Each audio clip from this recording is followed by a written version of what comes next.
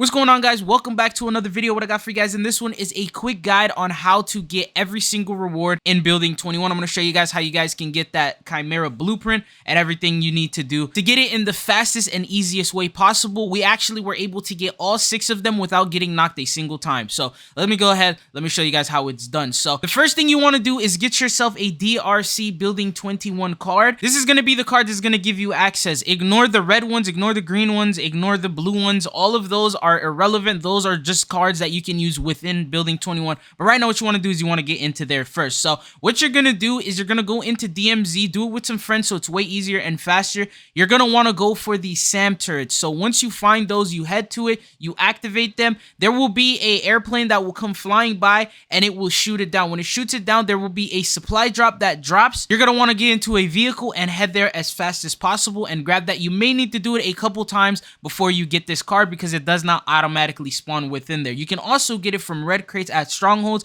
but I found shooting down supply drops with the SAM turret has worked in our favor. All you need is one of these cards. I'm not sure why, but these cards have unlimited uses. So as long as you have one or someone in your party who's hosting it has one, you can keep going unlimited. I ended up getting 2 just to prepare for it in case, but after doing it 6 or 7 times, I noticed that the card was not expiring. It wasn't destroying my card and it wasn't actually using it. So anyways, now that you have this card, you will now have access to Building 21. Let's go on to step number 2, and this is the best loadout that you will need for this. So what I would recommend is you have a riot shield on. There's going to be a lot of bots that are going to be shooting you from in front, from behind, and you're going to want to minimize that damage as much as possible. So what I would recommend you do is prepare in advance by having a riot shield on. Now, I only had 1 insured slot. I haven't done all my challenges to get the second one, and I was still able to do it. So here's how you do. You go to your insured slot 1, you'll go to change. What you're going to do is you're going to go to melee, you're going to go on riot shield, and then you're going to end up equipping that. And then for your secondary, you're going to go and pick whatever is in your contraband. I would recommend a closer range weapon.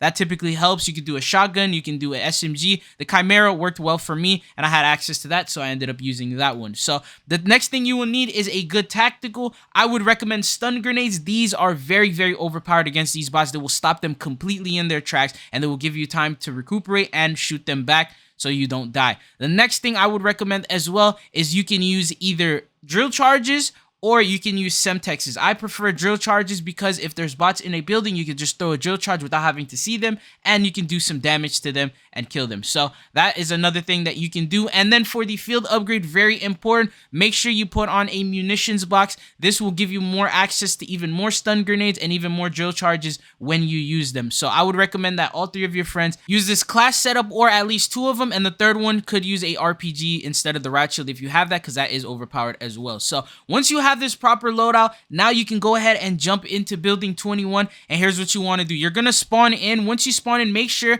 that you are at the very bottom level. The bottom level is a garage. Typically, you'll see a bunch of parked cars. It's a little bit dark. That's how you know you ended up spawning in at the bottom. If you didn't, you're going to want to head to a stairway. They are typically very close to where you originally spawned. Head to one of those. They're big double doors. They are a little bit different than other regular doors, so you should be able to tell them and spot them out. Head into one of those, go to the very bottom, and now you're going to get into the next step, and that is the server room. So you're going to want to hack the server room. This is only going to work at 11 minutes. This is when you will be able to hack it. You can get in there early so you can kill the bots, but you will only be able to start hacking it at 11 minutes. Now, here is how you get there. Once you're at the very bottom floor, you're going to want to go towards the right side, and you're going to want to follow the halls. So the best way I can explain it to you is just watch the gameplay, see the directions that I am going through, and if you find any familiar area, it should be very easy for you to do. You'll go to it, you'll look for a double door that will end up being on your right hand side, and it will be it will have like red light at the bottom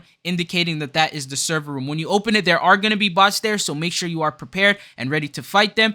Once you shoot them down, you kill them all, they don't spawn back in up until you start hacking it. So at 11 minutes, when you begin hacking it again, one of your friends is going to have to hold down square, and they're going to have to sit on it, and they cannot move out of that area until it fully loads up. And while they're doing that, I would recommend each friend hold a door. One hold the front door, one hold the back door, and then just shoot the bots and kill them before they even get into the building. So that way you're able to hack it very easily. Once you do that, we are going on to the next step, and this is the vault room. So this is where you'll be able to get the weapon case.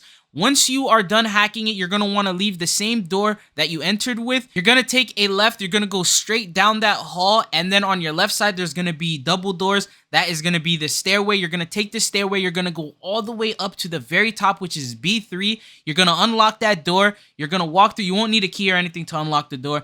Once you get through that door, you're going to want to head straight down the hall. Don't make any turns. Go straight down the hall. On your left side, there's going to be some halls, and there will be a Wilson that will spawn there. Make sure you avoid that at all costs. Do not go that way. You don't even need to go that way. It is very overpowered, and it will definitely kill all three of you, so avoid it at all costs. Head down that hallway all the way up until it ends up cutting off, and then on the final left, once you take that left, there's going to be an orange door, and that is going to be the vault room. So once you are in the vault room, this is where we're going to go into the next step, and that is acquiring the weapon case. So getting the weapon case, make sure you do not grab it early. You can open up the vault and you can loot all of the red crates and the things like that, but the only thing you should not do is grab the weapon case. The reason why I say that is because the exfil does not spawn in until the 7-minute mark. So if you get there early, like say for example, we get there at like 8 minutes and 30 seconds left, or like 9 minutes, something like that, there is no reason we should grab this weapon case early, because once you grab the weapon case, you will be marked for the entire lobby. Everyone will know you have this weapon case, and they will head towards you, and they will try and fight you. So make sure that you don't grab the weapon case until the exfil appears, and you know exactly where you are heading. So prepare in advance before grabbing that. Once the 7-minute mark hits,